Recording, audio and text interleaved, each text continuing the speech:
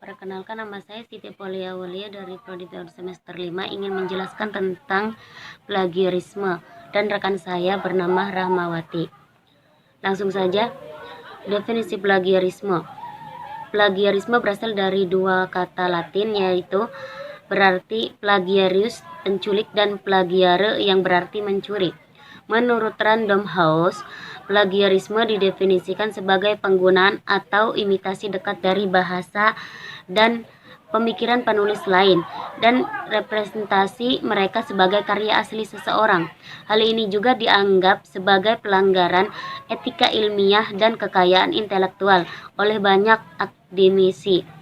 Menurut Peraturan Menteri Pendidikan Republik Indonesia, plagiat adalah perbuatan sengaja atau tidak sengaja dalam memperoleh atau mencoba memperoleh kredit atau nilai untuk suatu karya ilmiah dengan mengutip sebagai atau seluruh karya atau karya ilmiah pihak lain yang diakui sebagai karya ilmiah tanpa menyatakan sumber secara tepat dan memadai. B. Ruang lingkup plagiarisme. Berdasarkan beberapa definisi plagiarisme di atas berikut ini diuraikan. Ruang lingkup plagiarisme adalah: pertama, mengutip kata-kata atau kalimat orang lain tanpa menggunakan tanda kutip dan tanpa menyebutkan identitas sumbernya. 2. Menggunakan gagasan, pandangan, atau teori orang lain tanpa menyebutkan identitas sumbernya. 3. Menggunakan fakta milik orang lain tanpa menyebutkan identitas sumbernya. 4. Mengakui tulisan orang lain sebagai tulisan sendiri. Nomor 5. Melakukan parafrase, mengubah kalimat orang lain ke dalam susunan kalimat sendiri tanpa mengubah idenya, tanpa menyebutkan identitas sumbernya. 6. Menyerahkan suatu karya ilmiah yang dihasilkan dan telah mempublikasikan oleh pihak lain seolah-olah sebagai karyanya sendiri. C. Bentuk dan tipe plagiarisme. Menurut Seolistio, plagiarisme atau plagiat dapat diklarifikasikan dalam beberapa tipe. Yang pertama, akademik dan jurnalistik plagiarisme merupakan praktek usia tua. Namun plagiarisme internet sekarang merajalela, dan munculnya internet dan plagiarisme telah mengambil banyak bentuk-bentuk baru. Sekarang hanya tentang copy dan paste atau mengulang sedikit. 2. Plagiarisme lengkap. Isinya yang telah disajikan sebagai sendiri tanpa ada perubahan yang dibuat untuk bahasa, pikiran, aliran, dan bahkan tanda baca dikenal sebagai plagiarisme penuh. Ketiga, plagiarisme parsial. Plagiarisme parsial ini ketika konten yang disajikan adalah kombinasi 2-3 sumber yang berbeda, di mana pengguna mengulang dan sinonim merajalela, maka dikenal sebagai plagiarisme parsial. Yang 4, plagiarisme minimalis. Plagiarisme minimalis penulisan plagiator orang lain konsep, gagasan, pikiran, atau pendapat dalam kata-kata mereka sendiri dan dalam aliran yang berbeda.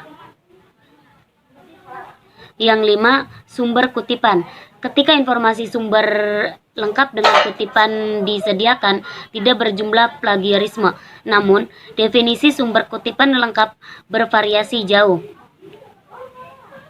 Yang keenam, self plagiarisme. Bentuk plagiarisme yang mungkin paling direbutkan sebagai itu dan tidak menggunakan karya sendiri sepenuhnya atau sebagian atau bahkan pikiran yang sama dan menulisnya dikenal sebagai self plagiarisme oleh banyak orang. Lanjut, tipe plagiarisme menurut Setelistio.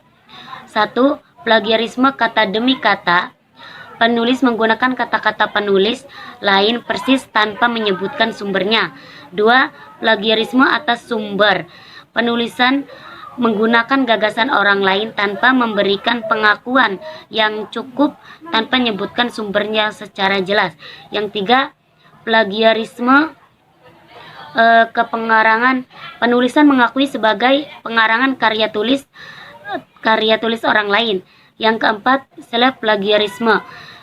Termasuk dalam tipe ini adalah penulisan mempublikasikan satu artikel pada lebih dari satu redaksi publikasi dan mendaur ulang karya ilmiah. Artinya, karya lama merupakan bagian kecil dari karya baru yang dihasilkan, sehingga pembaca akan memperoleh hal baru yang benar-benar penulis tuangkan pada karya tulis yang menggunakan karya lama. Penjelasan yang selanjutnya akan dijelaskan oleh rekan saya yang bernama Rahmawati. Assalamualaikum warahmatullahi wabarakatuh. Nama saya Rahmawati dan teman saya bernama Siti Paulia. Saya melanjutkan materi dari Siti Paulia. Plagiarisme adalah perbuatan yang sengaja atau tidak sengaja untuk memperoleh atau mencoba memperoleh nilai untuk suatu karya ilmiah dengan mengutip sebagian atau seluruh karya ilmiah tanpa menyatakan sumber secara tepat dan memadai. Cara menghindari dari plagiarisme yaitu karya mahasiswa, skripsi, tesis, dan disertai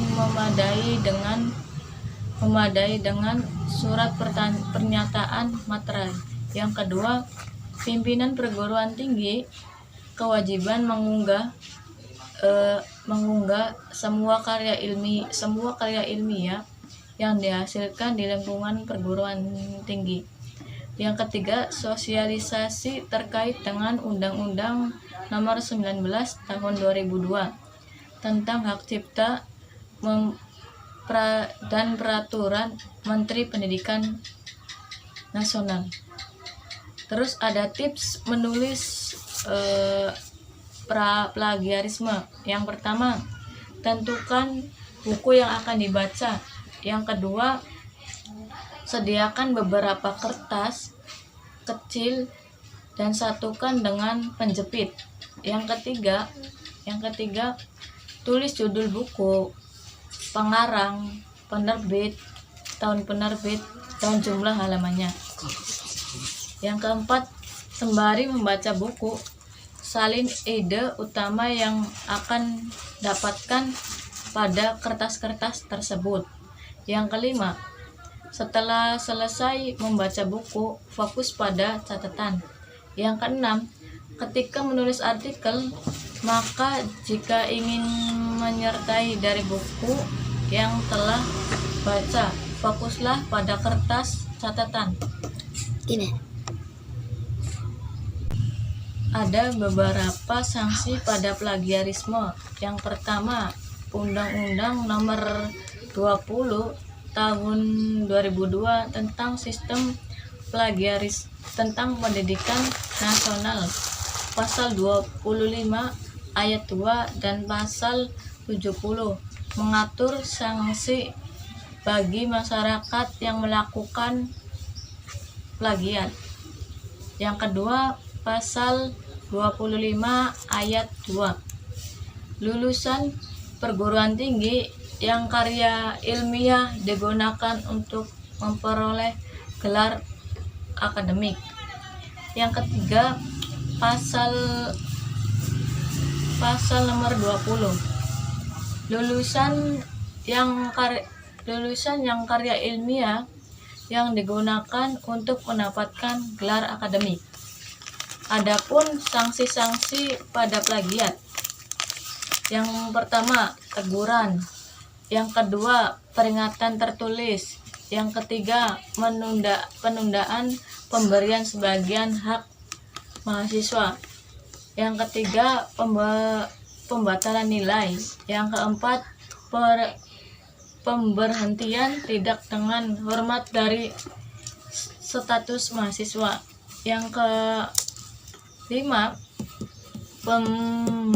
pemberhentian ijazah apabila telah lulus dari proses pendidikan. Yang keenam, pemberhentian yang hormat dari status